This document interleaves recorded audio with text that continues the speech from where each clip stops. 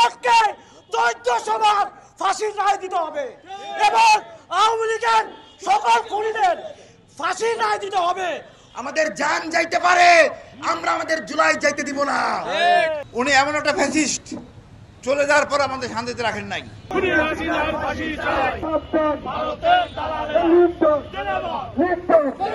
ফ্যাসিবাদী বাকশালী আওয়ামী খুনি শেখ হাসিনার রায়ের দিন কবে ধার্য হয় সেটা শোনার জন্য আজকে কিন্তু আমরা এখানে একা আসি নাই।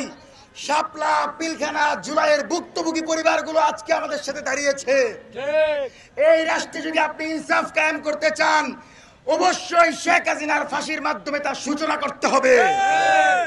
এই রাষ্ট্রে আমরা শাপলায় দেখেছি আমাদের ভাইদেরকে, আরে ভাইদেরকে ছাত্রলীগ, যুবলীগ যে পরিমাণ নির্যাতন করেছে, যে ম্যাসাকার চালিয়েছে, তার বিচার যদি বাংলাদেশে নিশ্চিত করতে না পারি, সুষ্ঠু সুন্দর গণতান্ত্রিক বাংলাদেশ নির্মাণ করা সম্ভব হবে না। সেজন্য আপনাদেরকে স্পষ্ট ভাষায় জানতে হবে, আজকের এই রায় শোনার জন্য আমরা আসি নাই। আজকের এই রায় শোনার জন্য বাংলাদেশের ছাত্র জনতা সকলে আজকে একসাথে হয়েছে। দাবি শুধু জনজোটের না, এখানে ছাত্রদল, ছাত্র শিবির, সকল সংগঠন রাজপথে একটা লক্ষ্য নিয়ে এসেছে, ছাত্রলীগ দইরা দুলাই দিয়া বাকশালীদের কবর রচনা করতে হবে। আমাদের জান যাইতে পারে, আমরা আমাদের জুলাই যাইতে দিব না। এই মাটিতে আপনারা সুশীলতা দেখান, সুশীলতা দেখাইতে হইলে আওয়ামী লীগের বিচার চাইতে হবে। সুশীলতা দেখাইতে হইলে পিলখানার বিচার চাইতে হবে। মুদি জারজ লীগের কবর রচনা করতে হবে। এই বাংলাদেশের মাটিতে, আগামীর বাংলাদেশের মাটিতে জুলাইয়ের যে ম্যান্ডেট, তার বিপরীতে কোন রাষ্ট্রীয় কাঠামো বাংলাদেশে প্রতিষ্ঠিত করতে দেওয়া হবে না।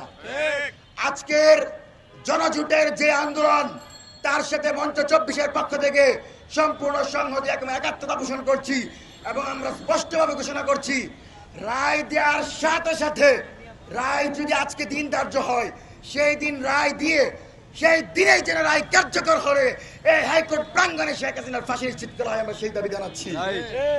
আপনাদেরকে অবগত করার জন্য বলি, মিডিয়া হচ্ছে আমাদের দর্পণ, জুলাইয়ের দর্পণ।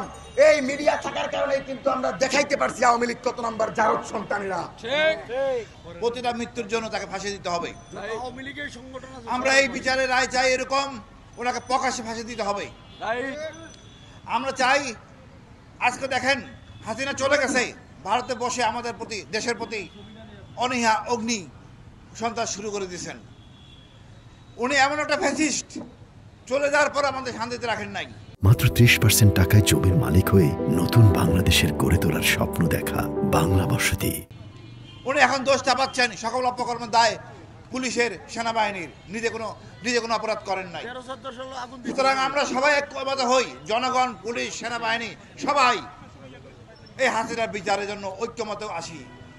আমাদের উচিত, আমি প্রধান বিচারপতির কাছে আমার আবেদন, এই আওয়ামী সংগঠনকে জঙ্গি সংগঠন হিসেবে ঘোষণা দেন এবং ঘোষণা দিয়ে তার সকল কিছু অবৈধ ঘোষণা করে, তাকে অবৈধ ঘোষণা করেন এবং তার সকল সম্পত্তি বাজেয়াপ্ত করে আমাদের আবু সাইদ থেকে শুরু করে এই 1400+ লোক যারা মারা গেছে এবং আহতের জন্য ওই সম্পদ বন্টন করে দেন। কি বলবেন, নিকৃষ্টতম সে একটা উদাহরণ। নারী হয়ে সে কীভাবে এই কাজ করতে পারে। এই দেশ তারা গর্বের সহিত নিয়েছিল স্বাধীনতা, তারা নাকি স্বাধীনতার দাবিদার। 71 থেকে শুরু করে কখনোই তারা ভালো কাজ করে নাই। যত অপকর্ম, মিথ্যাচার, ইতিহাস বিকৃতি সব কিছুই আওয়ামী লীগ করছে। আওয়ামী লীগের অবস্থান বাংলাদেশে হবে না। এই দেশে আওয়ামী লীগের কোনো কিছুই থাকবে না। আমরা চাই আমরা স্বাধীন ভাষায় বসবাস করব, শান্তিতে বসবাস করব, নিজের অধিকার নিয়ে কথা বলবো, জনগণের অধিকার নিয়ে কথা বলবো। আমরা দেখতে চাই হাসিনার ফাঁসি, এর অন্য কোনো বিকল্প পথ নাই। খুনি হাসিনার বিচারের জন্য আমি প্রধান বিচারপতিকে অনুরোধ করব, আমরা শেখ হাসিনার একবারের ফাঁসির রায় আমরা গ্রহণ করব না।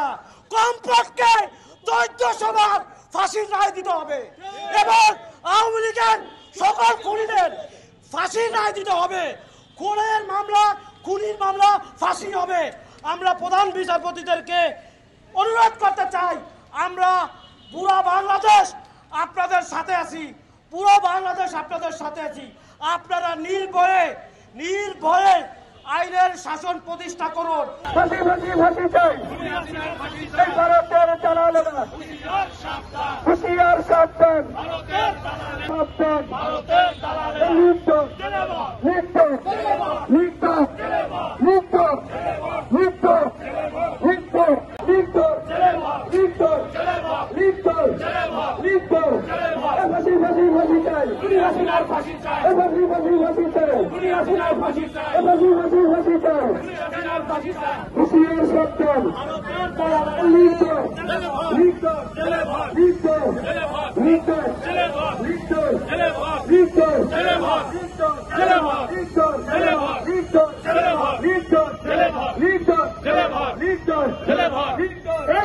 ফাঁসি ফাঁসি চাই